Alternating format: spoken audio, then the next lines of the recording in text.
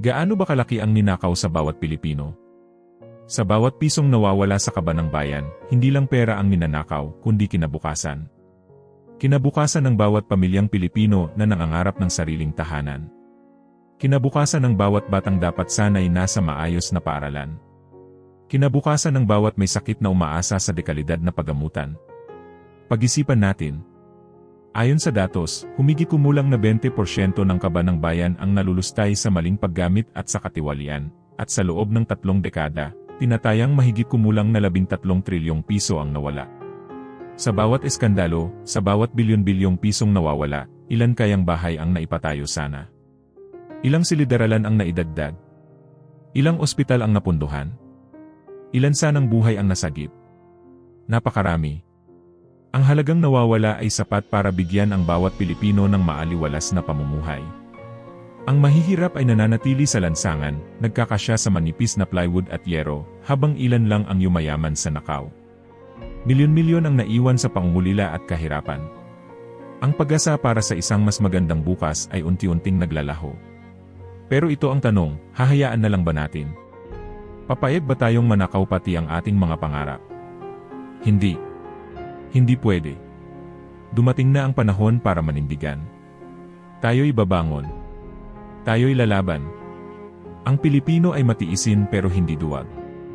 Ang Pilipino ay hindi nagpapatalo. Ang laban kontra katiwalian ay hindi laban ng ilan lang. Laban ito ng buong bayan.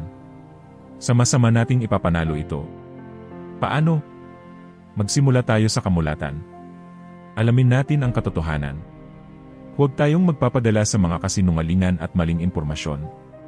Maging mapanuri tayo sa mga balita at sa mga taong pinipili nating mamuno. Ang bawat boto natin ay may kapangyarihan. Gamitin natin ito ng tama. Huwag tayong matakot magsalita. Hayaan nating marinig ang ating mga tinig. Isigaw natin ang ating panawagan para sa hustisya. Ipaalam natin na sawa na tayo sa bulok na sistema.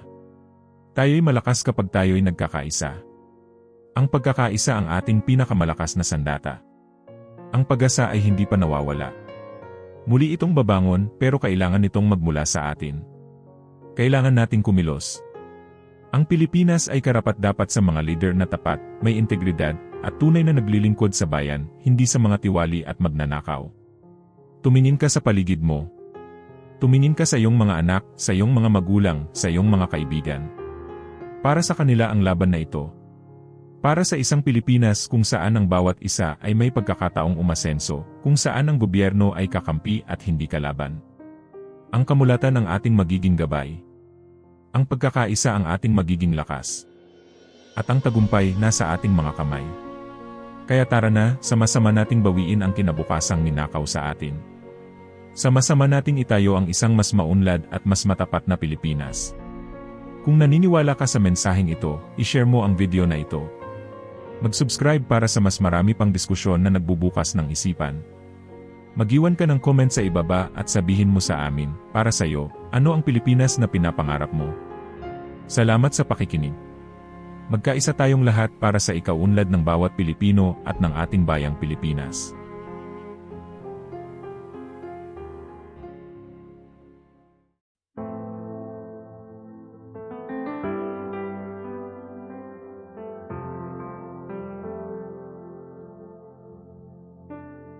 Sa mahigit 3 dekada, trilyong piso na pundong bayan ang winaldas ng ilan sa pamahalaan.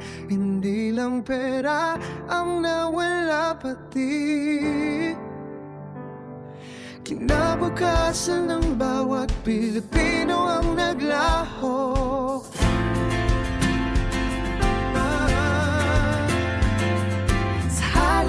Nang nawala sa kaban ng bayan, dapat bawat pamilyang Pilipino ay mayroon ng sariling tahanan, maayos na paalam, paggamutan at maaliwalas na buhay. Ninakaw na kinabukasan, ninakaw na pangarap, pag-asa ng sariling tahanan ay nawala.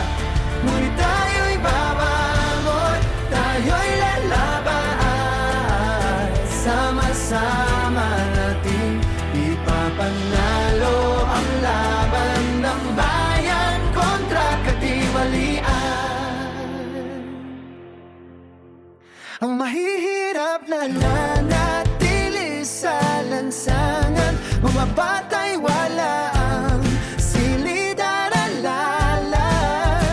Ilan ang yumaman sa nakaw, milyon ang iniwan sa pamulila. At kahit